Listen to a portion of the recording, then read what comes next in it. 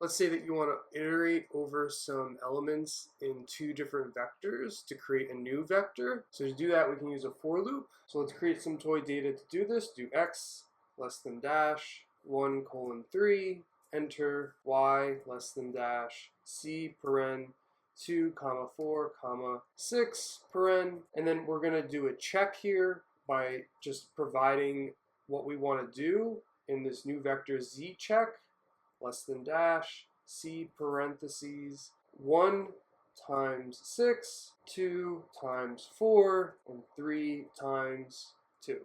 So in this case, what we want to do is multiply the first element of x with the last element in y.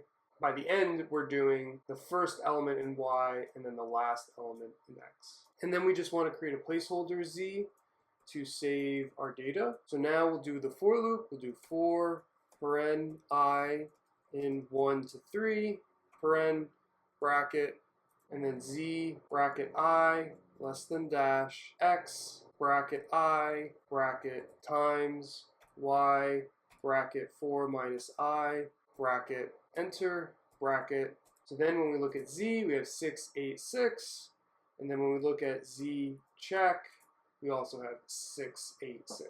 If you like this, please like, comment, and subscribe. Let's say that you want to check to see if some data is greater than another value. So for example, we could do x less than dash 5.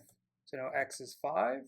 And then if we want to check if 4 is greater than x, we just type that out. We do 4 greater than x. We get false. And then we can also do other values as well. So it's either true or false. If you like this, please like, comment, and subscribe. Let's say that you want to check if a number is less than a variable value.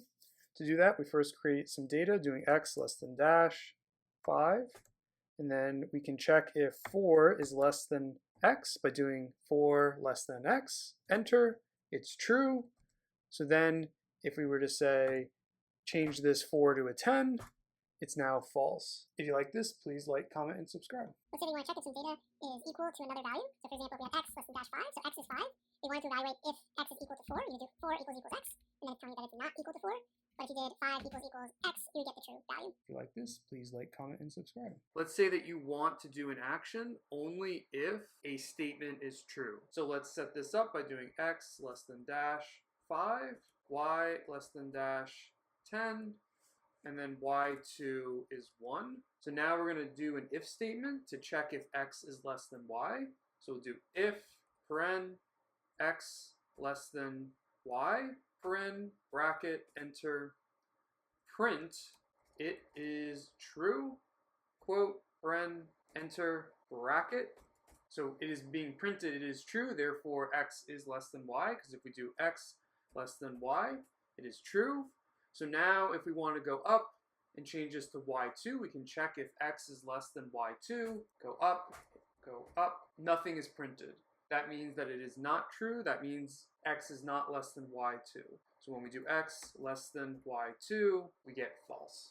If you like this, please like, comment, and subscribe. We want to perform an operation if a statement is true, and then another operation if the statement is not true. We can use an if-else statement to do this. So we can do this by doing x less than dash 5, and then y less than dash 10, and then y2 less than dash 1.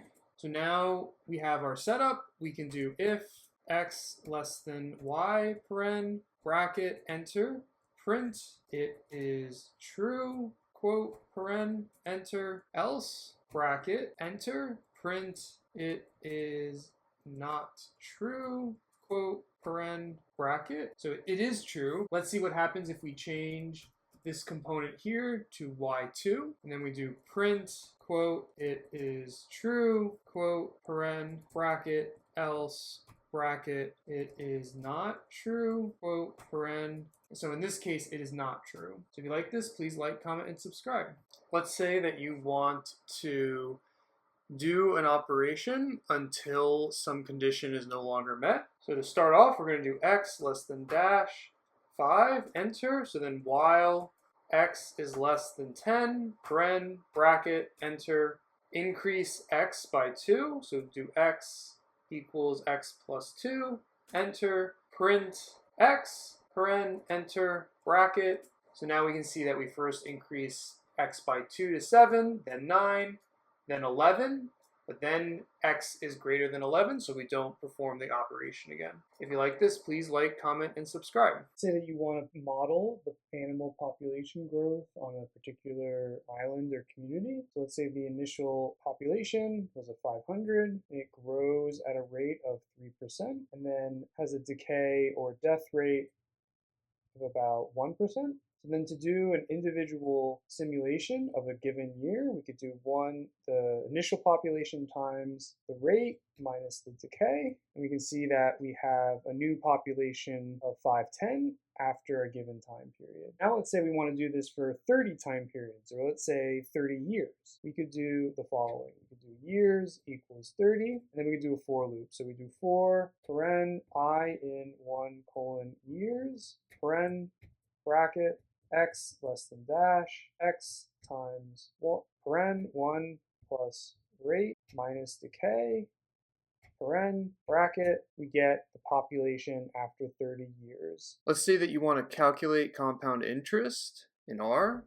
To do that, we first need our initial amount of money, so we'll do $1,000 just to get started. The rate of growth is going to be 0.09. So 9%. So if we wanted to do this once, we would do x star paren 1 plus the rate paren, and then after a single time step, so let's assume a year, that we would have $1,090. Let's say we wanted to do this for 30 years. We would do years equals 30.